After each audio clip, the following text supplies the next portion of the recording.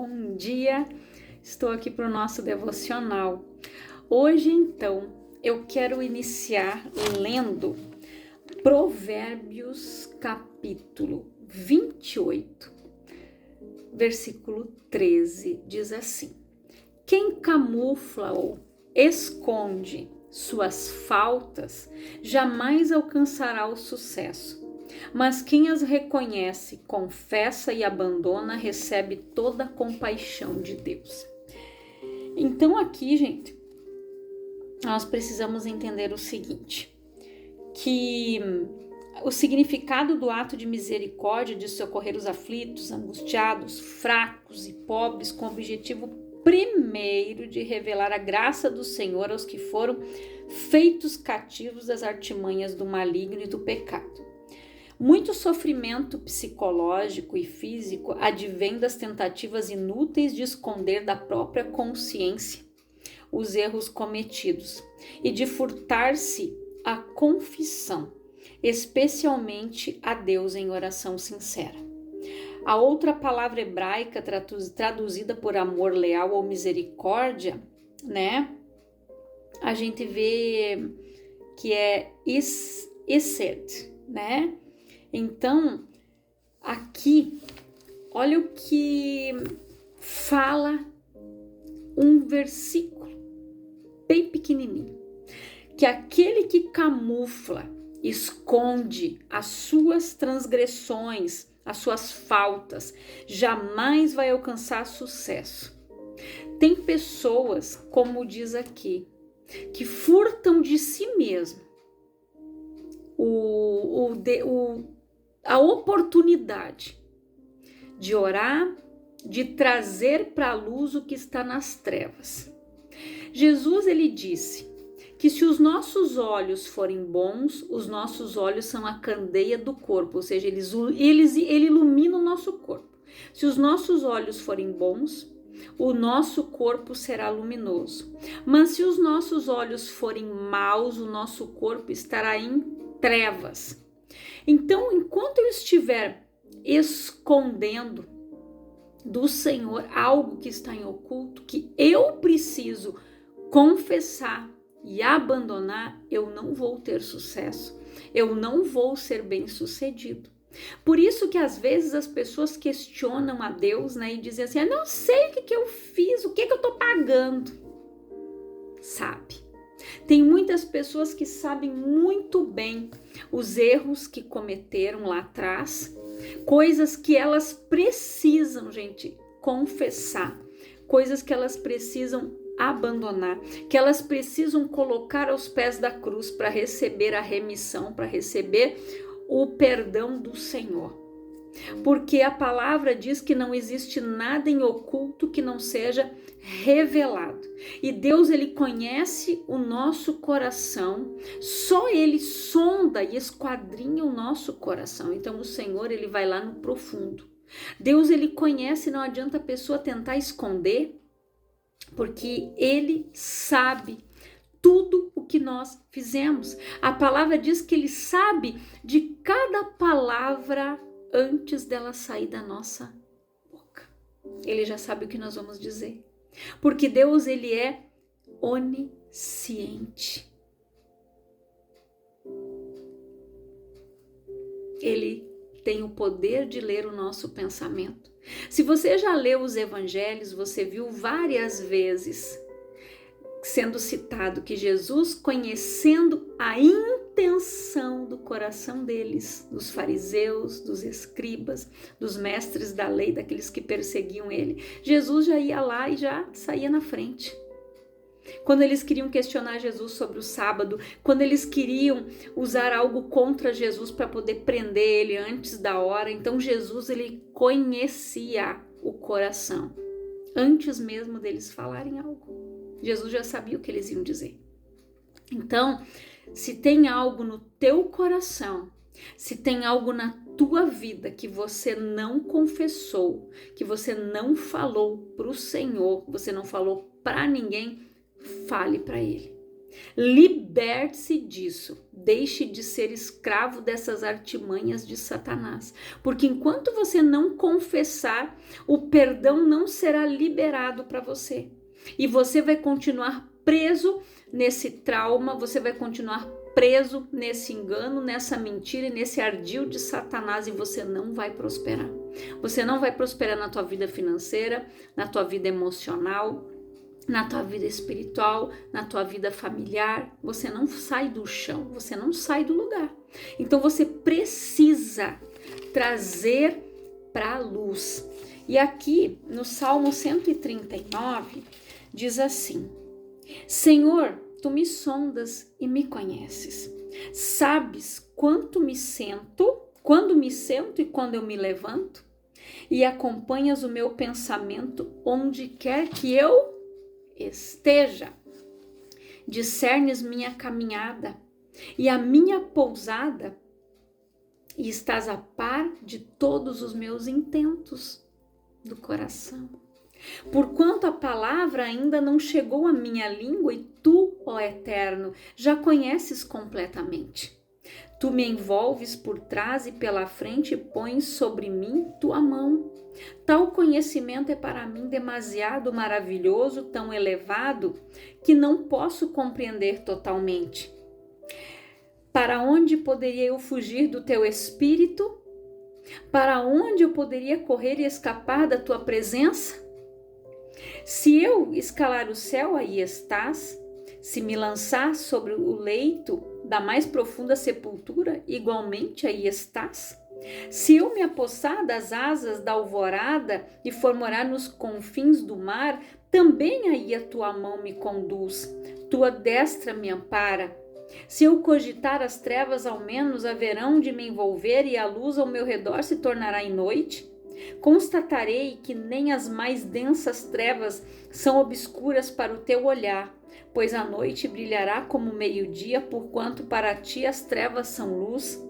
Tu formaste o íntimo do meu ser e me teceste no ventre da minha mãe. Então, olha o que diz a palavra de Deus, gente. Graças te dou pela maneira extraordinária como fui criado, pois tu és tremendo e maravilhoso, sim. Minha alma o sabe muito bem. Meus ossos não te eram encobertos quando fui formado ocultamente e tecido nas profundezas da terra?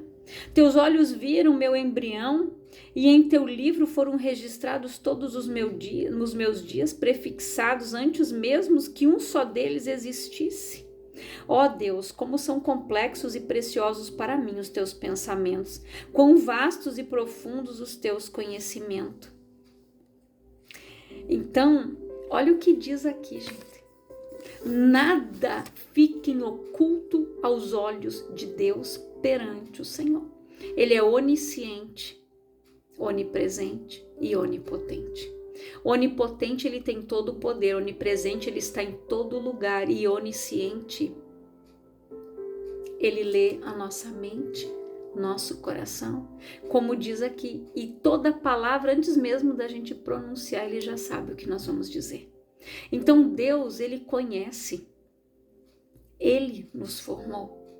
Desde o ventre da nossa mãe, cada osso, cada nervo, cada tendão, pele, tudo, ele nos conhece. E ele nos criou para um fim, para um propósito. Jeremias disse que enquanto ele estava lá no ventre da mãe, tu já me conhecia. Ou seja, Deus, ele criou cada um de nós com um propósito. E a palavra que está em nós, gente, ela é o combustível, ela é o que o Senhor precisa para que nós ganhemos almas.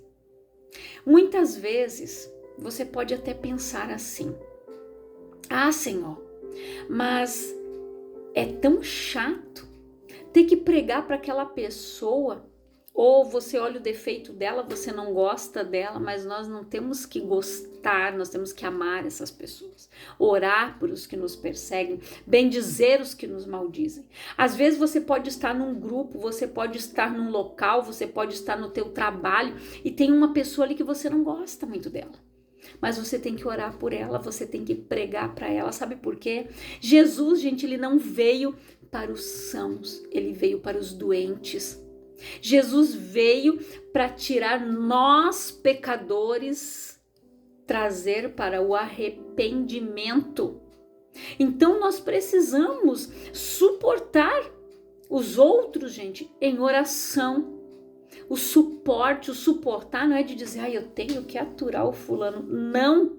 O suportar, como diz a palavra, suportando uns aos outros, gente, é sendo suporte de oração, sendo bênção na vida desta pessoa, que muitas vezes é uma pessoa transtornada, perturbada, porque ela não conhece a palavra.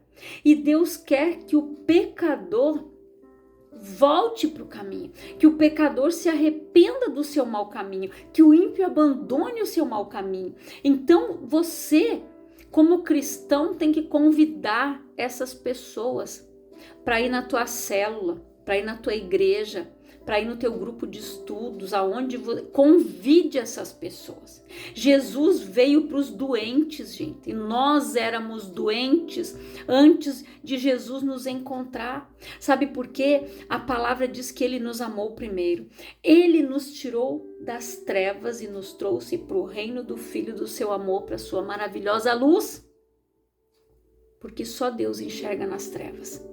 Porque enquanto eu e você estávamos lá, no lamaçal do pecado, todo sujo, escravizado pelo diabo, Deus olhava para mim e para você, e ele via e ele vê um futuro promissor. Ele já vê lá na frente, porque ele tem um plano, ele tem um propósito para mim e para você, e ele criou todos nós com um propósito, com um objetivo. Ninguém está aqui para ficar ocupando a terra inutilmente. Ninguém está aqui para ser figueira inútil que fica lá no meio da vinha bonitinha quando a pessoa não tem nenhum figo. E quantas árvores estão assim, infrutíferas? Por quê? Porque às vezes a pessoa ela participa de um grupo, ela acha que tem que ser o clube da Luluzinha, não, tem que ser só nós que estamos aqui, e não é. Nós precisamos ganhar almas para Jesus. Nós precisamos evangelizar pessoas, trazer pessoas para o arrependimento, trazer pessoas para conhecer a Cristo. Esta é a minha e a sua função. Você sabia disso? E Deus, ele conhece o nosso coração. Ele esquadrinha a nossa mente, ele esquadrinha o nosso coração. A espada da palavra, gente, a espada do Senhor, a palavra é mais penetrante do que uma espada de 2 gumes que esquadrinha as células, medulas. Deus consegue ir lá no profundo. E Deus sabe o que está escondido. Enquanto a Ana não se prostrou diante de Deus, porque Deus tinha fechado a madre, ela não conseguia gerar. Deus havia fechado a madre de Ana. Porque não era o propósito de Deus que ela gerasse filhos amargurados, ressentidos e odiosos como ela estava. Porque dentro de uma casa, as crianças elas são influenciadas pelos seus pais. Se os filhos crescem ouvindo a mãe amaldiçoar o pai, falar mal do pai, falar com o pai de qualquer jeito, eles vão fazer o mesmo. E vice-versa. Se eles escutar o pai enchendo a mãe de palavrão, mulher, eles vão fazer igual. E o dia que eles tiverem a sua família, eles vão ser idênticos. Por quê? Exemplos. Então nós precisamos, gente, entender essas coisas. Nós precisamos mudar as nossas atitudes. Ana, quando ela orou só com os lábios, não saía um som, porque ela orava com o coração, ela foi curada, ela derramou a amargura da alma dela, todo aquele fel, ela colocou tudo ali diante do Senhor. Ela orou e ela foi curada. Aí Deus deu Samuel, porque ela disse: se o Senhor me der um filho, eu trago para ser criado aqui no templo. ele vai te servir. E Deus disse, peraí. Antes ela queria um filho, sabe para quê? Para se satisfazer, para mostrar para outra que ela podia gerar, para mostrar para a sociedade que ela podia gerar. Seria um troféu, uma exibição. Ela ia ficar mais orgulhosa e nariz empinado. Ela iria mostrar para os outros, olha aqui, ó. E não era essa a intenção de Deus. Quando a Ana disse, Senhor, se tu me der um filho, homem, eu vou trazer para cá, para ser criado no templo. Quando ela desmamou o menino, Ana subiu no templo, ela via Samuel uma vez por ano, quando eles iam até lá para sacrificar ao Senhor. Ela levava uma túnica nova para o filho. E Eli disse que abençoada fosse ela, que entregou o menino para ser criado no serviço do Senhor. E Deus abençoou a Ana, ela teve mais outros filhos e filhas. Porque Deus não faz nada, gente, pela metade. Os planos de Deus, os pensamentos do Senhor são maiores e mais altos do que os nossos. Então, traga para a luz aquilo que está te prendendo, aquilo que está te impedindo de ser abençoado, de ser curado, de ser próspero, ser realizado. Tem pessoas que não trazem para a luz, não confessam, mas Deus sabe. Ela pode até furtar, se camuflar, mas não adianta, gente. Deus sabe. E enquanto ela não confessar o pecado, a culpa, ela vai ficar nas trevas. Isso vai ficar em oculto, mas vai ficar o quê? Quem é que vai aprisionar ela? O diabo. Vai continuar na prisão, nos ardis de Satanás. Por quê? Porque Satanás convence ela de que ela não deve falar. Não, esse segredo leva para o túmulo. Leva para o túmulo e leva ela para o inferno junto com ele. Porque é isso que ele quer. Então traga para a luz, confesse. Por mais doído que seja, coloque aos pés da cruz. Porque só o Senhor pode, gente. Só o Senhor pode te abençoar. Só o Senhor pode te dar o perdão dos teus pecados. Ele é o nosso remidor. E aqui em Efésios capítulo 1, versículo 3 diz o quê? Bendito seja o Deus Pai de nosso Senhor Jesus Cristo, que nos abençoou com todas as bênçãos espirituais nas regiões celestiais em Cristo. Então, aqui Paulo nos garante que os cristãos, na união com Cristo exaltado, ressurreto, entronizado à destra do Pai, já passaram a ser beneficiários de todas as bênçãos que Deus destinou ao céu e aos habitantes, e aos seus habitantes. A expressão regiões celestiais, gente, aparece 5 vezes na carta de Paulo para a igreja de Éfeso. E um dos principais centros urbanos, era um dos principais centros urbanos do Império Romano na Ásia. E esta expressão só é encontrada aqui na carta aos Efésios. E sendo que nos 2 últimos versículos tem a ver com o âmbito das operações demoníacas. Para os cristãos, entretanto, indica um determinado lugar no mundo espiritual que, após a morte e ressurreição do crente com Cristo, lhes proporcionará o mais agradável e permanente acolhimento.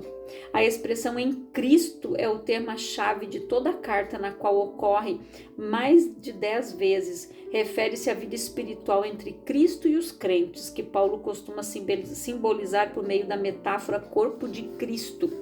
Nós somos o corpo de Cristo.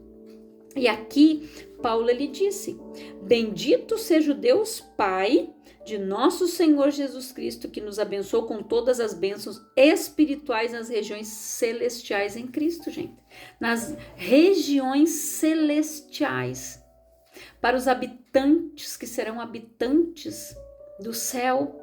Então ele nos deu as bênçãos espirituais, só que a pessoa não recebe, não usufrui dela enquanto ela está presa no pecado, na culpa, no adultério, na pornografia, na mentira, no erro, no engano. Enquanto ela estiver ali, ela não vai usufruir daquilo que o Senhor tem para a vida dela. Ela não vai usufruir, gente. Deixa eu só achar aqui, bem rapidinho, que Eu quero ler com você aqui. Apocalipse 21, versículo 5 diz assim: E aquele que está sentado no trono afirmou: Eis que faço nova todas as coisas. E acrescentou: Escreve isto, pois estas palavras são verdadeiras e absolutamente dignas de confiança. E declarou-me ainda: Tudo está realizado. Eu sou o Alfa e o Ômega, o princípio e o fim. A todos quantos tiverem sede, lhes darei de beber graciosamente da fonte da água da vida, que água da vida está com letra maiúscula, que significa Jesus. Porém, quanto aos covardes, os incrédulos, os depravados, os assassinos, os que praticam imoralidade sexual, os bruxos e ocultistas, os idólatras e todos os mentirosos, a parte que lhes cabe será no lago de fogo que arde perpetuamente em meio ao enxofre. Esta é a segunda morte. Em geral, as pessoas que vivem na prática obstinada desses erros e pecados são as mesmas que negam que Jesus Cristo é o Messias e o Filho de Deus. Os crentes sinceros entregam o controle de suas vontades e atitudes ao Espírito do Senhor e jamais desistem de buscar a santificação. Ou seja, quando a gente não conhecia Jesus, a gente praticava isso. Eu ia na macumba, a gente ia se benzer, a gente ia nesses lugares errados, porque a gente não conhecia a verdade, mas quando a gente conheceu, a gente pediu perdão para Deus e a gente abandonou isso. Porque, sabe por quê? Porque nós precisamos, gente, ir atrás de Cristo. Não é Cristo. A gente usa um termo muito errado. Você aceita Jesus como Senhor? Não. A pergunta é: Senhor Jesus, o Senhor me aceita como teu servo? O Senhor me aceita como teu filho? Eu quero o Senhor na minha vida como meu único e suficiente Salvador. O Senhor me concede essa graça? É nós que temos que correr atrás de Cristo, não é Cristo que tem que correr atrás de nós, gente. Deus é Deus. Sem nós, Ele é Deus. Mas Deus é tão misericordioso que Ele usa a gente. Ele não faz nada sozinho, Ele é triuno, Ele é Deus Pai, Filho e Espírito Santo. Então, Deus usa cada um de nós, gente, para ganhar almas, para ganhar vidas. Então, não adianta enterrar o talento, enterrar o dom. E nós precisamos ir até essas pessoas aqui, para que elas se arrependam, para que elas aceitem Jesus, orar, para que elas aceitem Jesus, aceitem a Cristo. Quando eu frequentava a igreja em Lajeado lá, eu lembro que uma senhora que era mãe de santo, ela se converteu ao evangelho, ela nunca manifestou na igreja, sabe por quê? E conhecereis a verdade vos libertará. Ela foi liberta daquilo. E um dia ela veio falar comigo, eu era obreira lá, ela veio me pedir oração. Eu tinha feito um culto, acho que era na segunda-feira, e ela veio e ela disse: irmã, o diabo tenta me oprimir. Ele vem quando eu vou dormir, como tentando me intimidar, querendo dizer que ele ia entrar no meu corpo novamente. Porque essas pessoas que recebem entidades, sabe como é que o diabo chama elas? O meu cavalo. Ele monta nelas, né? Ele usa o corpo delas para ficar lá dando mentira para os outros. Aí aquela mulher se libertou disso. E vinha aquela opressão e ela disse que ela não conseguia falar nada. Aí eu orei com ela, eu disse: irmã, em nome de Jesus, nós vamos orar. Eu ungi ela com óleo, dei um óleo para ela levar para casa e disse: a senhora vai ungir a sua cama, a senhora vai se ungir antes de dormir e a senhora vai declarar: aqui, Satanás, tu não entra mais e aqui tu não tem mais vez, porque a minha vida é de Jesus. Eu fui lavada e comprada e remida pelo sangue do Cordeiro, eu entreguei a minha vida para ele e fiz dele Senhor da minha vida. Aqui tu não tem mais vez, aqui tu não reina mais, aqui tu não tem mais domínio. E ela foi orando. Quando eu orei, ela disse: nossa, parece que saiu 100 quilos de mim, parecia que algo me empurrava para baixo. Às vezes a pessoa só sente aquela opressão porque o diabo tenta intimidar ela, porque enquanto ela está na mão do capeta, gente, ela não sente isso, porque ela já está ali, dominada. Mas quando ela quer sair do domínio, vem a intimidação, ele tenta fazer com que a pessoa volte para trás. Por isso que a palavra diz: todavia o meu justo viverá pela fé. Aquele que recuar, a minha alma não tem prazer nele. Então, não recue, não retroceda, continue firme no caminho, gente. E tem outros versículos que falam de outras classes que não vão herdar o reino de Deus, gente. E nós precisamos orar sobre isso, orar por essas pessoas para que elas se arrependam, gente. Para que Jesus chegue na vida delas, para que elas possam abandonar esse pecado, como um dia nós também abandonamos quando nós frequentamos portas erradas. Então ore, abençoe essas pessoas. Então reflita nesta palavra, fique com esta palavra no teu coração. Eu quero estar orando agora por você, Pai, em nome de Jesus. Eu oro por todas estas vidas, Senhor, que ouvem esta palavra. Que elas sejam abençoadas, que elas sejam edificadas, que a tua paz chegue ao coração delas, que elas tragam para a luz o que está no oculto, que elas consigam confessar e abandonar, Pai, aquilo que aprisiona elas, os calabouços espirituais que esta pessoa está presa. E que ela não consegue dar passos, ela não consegue frutificar, ela não consegue prosperar, ela não consegue casar, ela não consegue se realizar, ela não consegue crescer espiritualmente, porque ela está presa numa opressão, numa mentira, em algo que está em oculto, mas que ela traga para a luz, Pai, para que ela seja abençoada, que ela seja cheia da tua graça, cheia da tua unção, que o Espírito Santo traga à memória dela aquilo que ela furtou, aquilo que ela, Pai, muitas vezes engavetou, mas que o Espírito Santo traga consciência o que está lá no inconsciente, para que ela possa confessar, abandonar e ser livre de traumas, de problemas psicológicos, que ela possa ser liberta, abençoada, curada. É a minha oração, e que Deus te abençoe grandiosamente no nome de Jesus.